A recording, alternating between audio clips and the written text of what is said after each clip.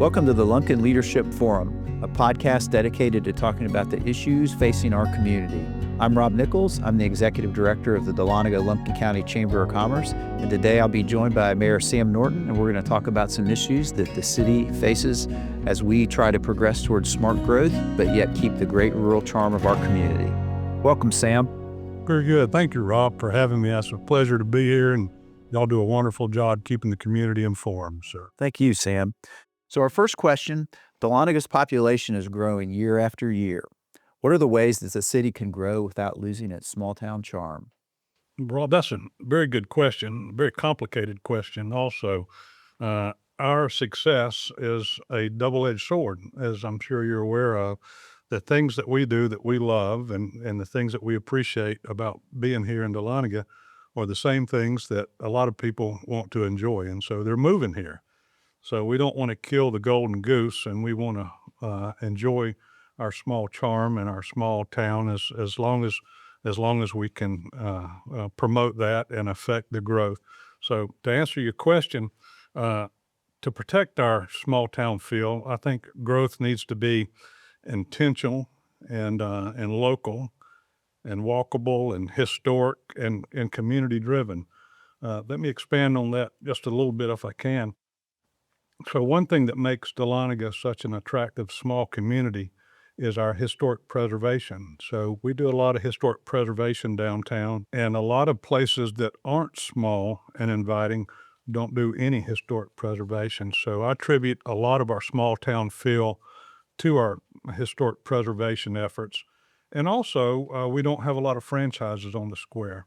And that mom and pop feel, and mom and pops can own a franchise, but what I mean by that is very unique, small businesses that the owner actually operates, and they don't stand behind a flag of a business flag that's more of a franchise. I think that gives us a lot of mom and pop feels.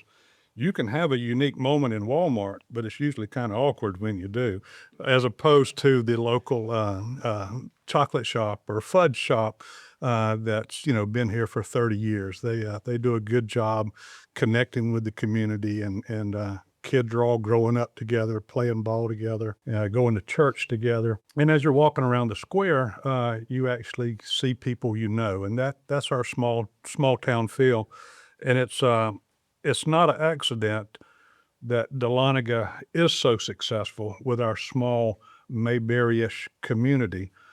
We invest a lot in our main street. We have festivals. We invite visitors and tourists. We do concerts in the park. We do films in the park. Just this weekend, we're having, of course, our Bear on the Square Festival, which is one of our truest festivals for the Appalachian culture of this community. And so that's just good small town feel, and what makes our community so unique is how we do that. We're very authentic because we're not a real rich community either. So we have to be authentic. We can't be anything other than what we are.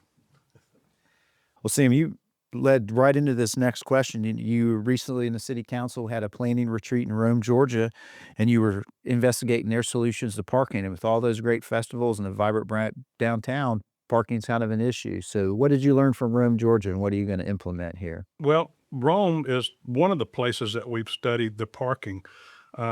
I personally don't feel like we need to try to reinvent the wheel if someone is further along than we are and we seem to be on the same trajectory. I think we can learn something from them. That's not saying we haven't done our own parking studies where we actually hired professionals, not just people with opinions that feel like they know the answers to where they can park and it be most convenient. But it just reaffirmed that we are on the right path with our parking. But we are on a path, so it is going elsewhere. We use every means possible, just like Rome and Athens and Madison and various places that we've studied their parking.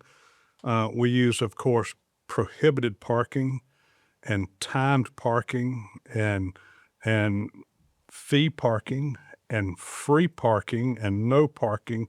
We use every arrow in our quiver to try to make the parking thing work.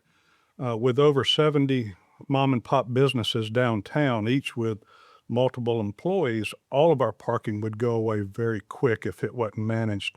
And each group has their own perspective of how that would most benefit them, whether they be a student or a merchant or an employee or a visitor or just someone coming downtown to shop. So you're trying to please a lot of different demographics with a very finite number of parking spots.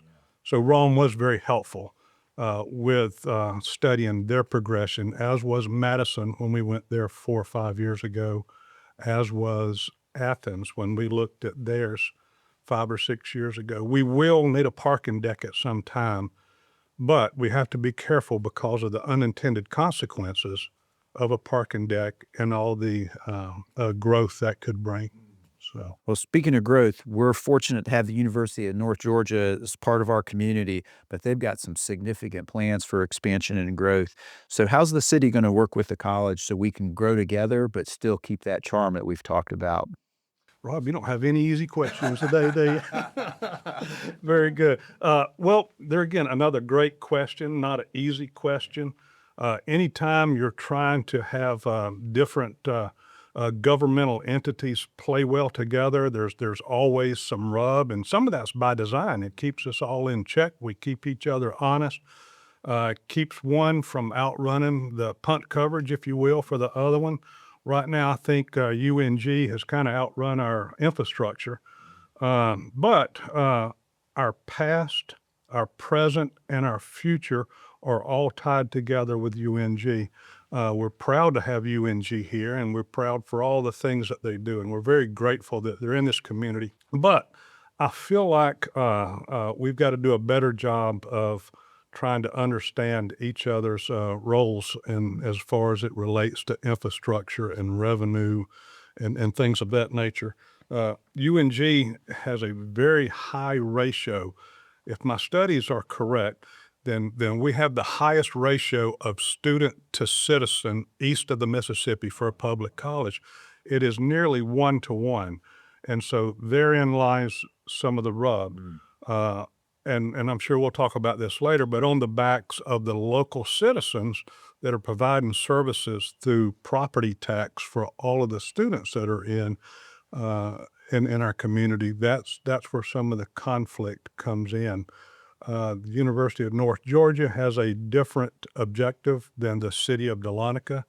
We provide services. Right now, they're in a full-blown growth mode, and so they're really trying to expand, and they are outrunning our services, and at the same time affecting our revenue streams. So, very good question. Well, you mentioned property tax, and you had talked about this at the recent State of the City address, and I appreciate your leadership and upfront honesty about this. You know, some people are politicians and don't say what they mean, but you have been very direct about this. So you've talked about a potential millage increase for the city. Could you elaborate on what might cause that? Well, Rob, it's not really high-level math when we start talking about millage increase. We have a finite number of taxpayers in this community, and since 2019, I think our millage rate was about 5.8%, and we have reduced the millage every year until this previous year, and we're down to about a 3.7 millage rate. Well, this year, the college took a lot of property off the tax digest. And when they did, we're still expected to provide the same number of services, but with less revenue. And you can only cut so much meat off the bone. The double-edged sword and the unintended consequences of taking tax digest off the rolls is they're also in expansion mode. So when you bring in 1,000 more students and you're still providing services, then therein lies the rub. So I personally think that the rules of property acquisition for the college have been circumvented because a foundation can go out and buy property at a higher than appraised value, whereas the college couldn't do that directly. But the foundation is doing that, and then they are transferring that property to the regents, and then the regents gifts it to the college. And so the college says, thank you. And the property seller, he's very happy because he just sold his property at higher than appraised value. But the end result is you're decreasing the property value, increasing the need on services, and that is a major problem for the city.